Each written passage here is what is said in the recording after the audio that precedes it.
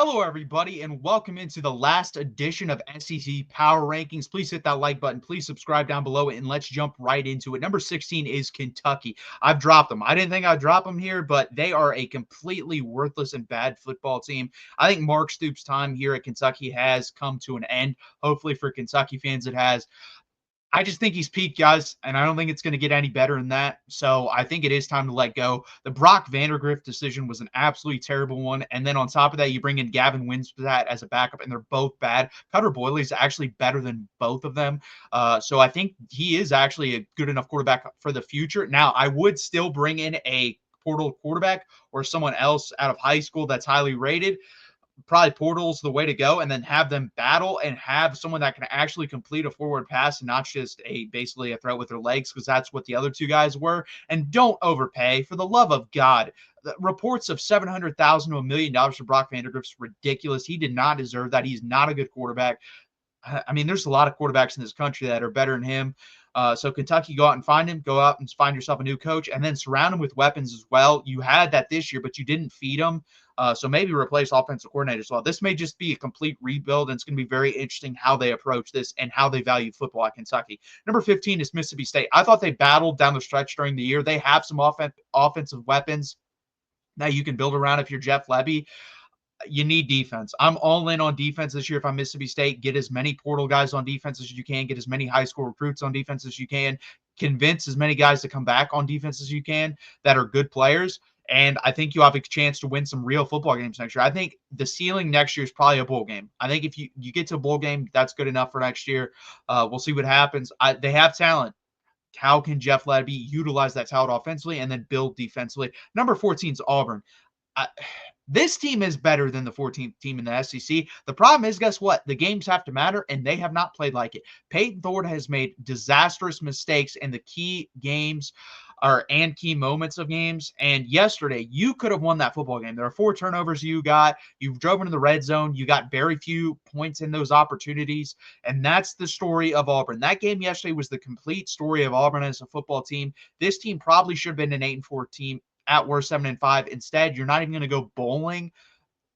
I just don't understand it. Hugh Freeze is on the hot seat next year. He has to win 8 or 9 games. If he doesn't, you have to get rid of him.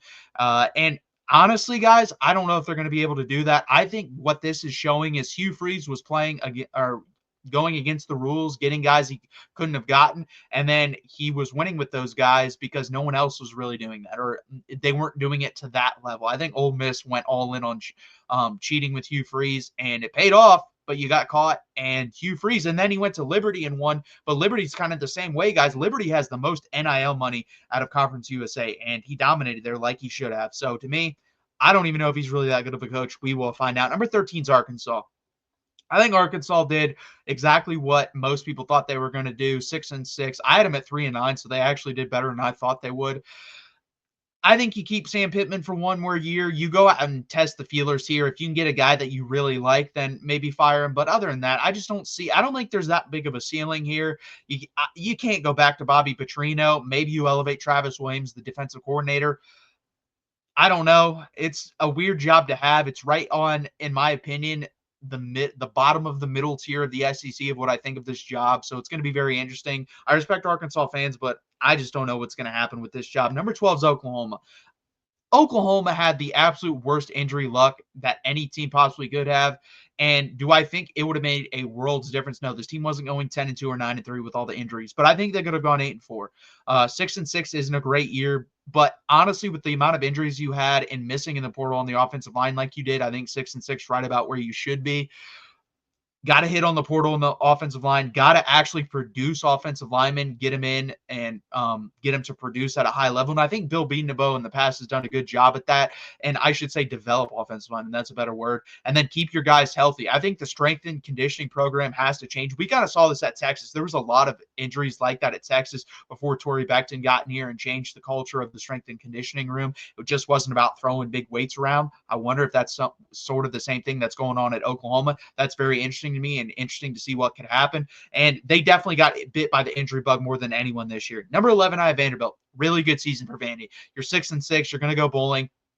I don't know how good you're going to be next year because Diego Pavia will be gone. It's going to be very interesting how they treat this offseason. Do they fall back to normal next year, go 2-10, 3-9, or is this where they can sustain success?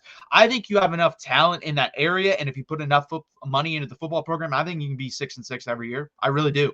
So it's going to be interesting what happens there. LSU, just an underwhelming season for Brian Kelly. He fails to win 10 games in the regular season for the third straight year. To me, if he does not win 10 games next year, he is gone. He already lost the biggest recruit they had on the board in Bryce Underwood. Is that his fault? No. Michigan money whipped him, and he had to go there because that's a crazy amount of money. They basically doubled the offer LSU has, and LSU is not a rich school, but you got to win here, guys. I've seen Les Miles win a national championship. I've seen Ed Orgeron win a national championship. You have to win a national championship at some point if you're Brian Kelly. Number 9 is Florida.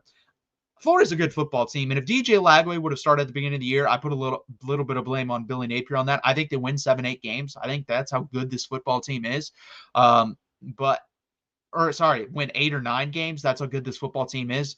But I mean, I'm not that angry at this, guys. 7-5 is a good year for Florida. 7-5 with that record is a very good year for Florida, and the future looks bright. I think South Carolina and Florida have the brightest futures in the SEC at the quarterback position, along with Texas. I think Texas has a pretty bright future. Tennessee, you could throw in that mix as well. Number 8 is Missouri.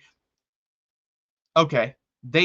I don't even know what to say about this team. Like, they did exactly what they should have done with that schedule. They honestly probably should have been a little bit better if you were to believe what Missouri fans thought they were going to be. I had them at 8-4 coming to the year, so I had disappointment. They do better than that, but not much. They get blown out in all their key and big games. Alabama, A&M. They should have lost to Oklahoma. They're just not that good of a football team. Eli Drinkowitz, I think he's an okay coach. I think he's perfect for Missouri. This team's not going to win a national championship anytime soon, but can they win 10 games on the odd year? Yeah. 11 games on the odd year like last year. Yeah, that was actually a really good team last year, but you can't do that year in and year out at Missouri. Number 7 is A&M, right where I thought they'd be at the end of the year. I had them at 8-4. I think you have your quarterback. You need some offensive linemen. You need some defensive depth, especially on the defensive line, and you need some wide receivers. The wide receiver play, Jabri Barber cannot be your best wide receiver at A&M, and I think he is, or Noah Thomas is.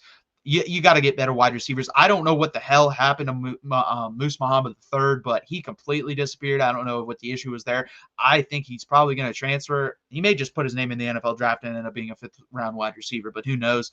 Number 6 is Alabama. I think they're worse than what their record says. I think they've gotten lucky in a lot of games this year. They probably should have lost to South Carolina. They should have lost. If Auburn was competent, they could have lost that game. So I have them at number 6. If you want to, I think this is the lowest you could put them, honestly. Number 5, I have Ole Miss. And remember, this is a power ranking. This is who I believe will win on a neutral field. I think Ole Miss is a better football team than Alabama on a neutral field. They're probably not going to get into the college football playoff, even though I think they have a better case than Alabama. They put a lot of money into this team, and it did not pay off this year. It's going to be interesting what Lane Kiffin does next year. He's never won 10 games back-to-back. Heck, before this year, I never won 8 games back-to-back. So it's going to be very, very interesting how they treat this offseason. What happens, they are losing a lot of talent off that defense, which is very good. They're also losing their leader at quarterback in Jackson Dart. Number 4, South Carolina. I think they're the hottest team in the country. If they get into the college football playoff, I believe they can get to the national championship game. I don't know if they can win it, but I think they can get there. Defensive line is nasty. Front 7 in general is really nasty, and secondary is not too shabby itself. Lenore Sellers is a very, very good quarterback at this point. I think he's a top 10 quarterback right now in college football, and the ceiling is very, very high. A big guy should not be able to move laterally and and vertically as fast as he does. He's very agile. He's very quick. I think he's Cam Newton light. And that's a compliment because Cam Newton's one of the best college football players ever. So South Carolina, you got a special one. Pay whatever he wants. Keep him and build off of it. Let's see what happens next year. Number 3, I think this is where you move into a different tier, honestly. Tennessee. If Nico can play like he did versus Vandy, I think this team can win a national championship. Right now, it's being reported that they're probably going to play Ohio State. That would be a hell of a game.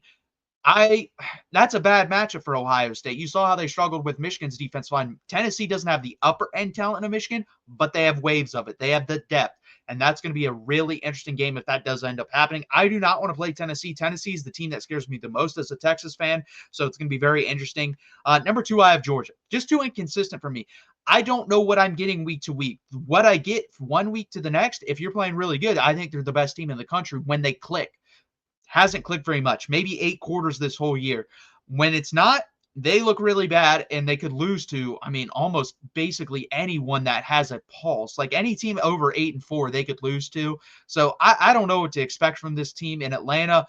It wouldn't shock me if Texas beats them pretty badly, because Texas has a lot of momentum coming into this game. They played their best football the last month, and they got their what kicked in down in Austin when they played them. So it's going to be very interesting what happens. I think both teams show up in this game, and I think it's a really good, close game. And number one, I have Texas. I think Texas has just been more consistent than Georgia the whole year. Other than that game versus Georgia, they really haven't played a bad football game. Now, have they played their best football game yet? No. They put halves together. I've seen that. I've seen the Texas A&M first half, great half. I've seen the Michigan first half, great half. I've seen the the Florida first half, great half. There's 3 halves there that I've seen where if they play like that a whole game, they're going to blow out most teams they play. It's going to be very interesting what happens, but do have Texas number 1. If you want to put Georgia number 1, you want to put Tennessee number 1, go ahead. Those are the only 2 that, in my opinion, have a debate here, but I do have Texas number 1. Please hit that like button. Please subscribe down below. This has been another edition, in the last edition of SEC Power Rankings. Also, join us for the live show at 7 p.m. Eastern Time every Tuesday with me and my boy Tyler. Please hit that like button. Please subscribe. Thank you, guys.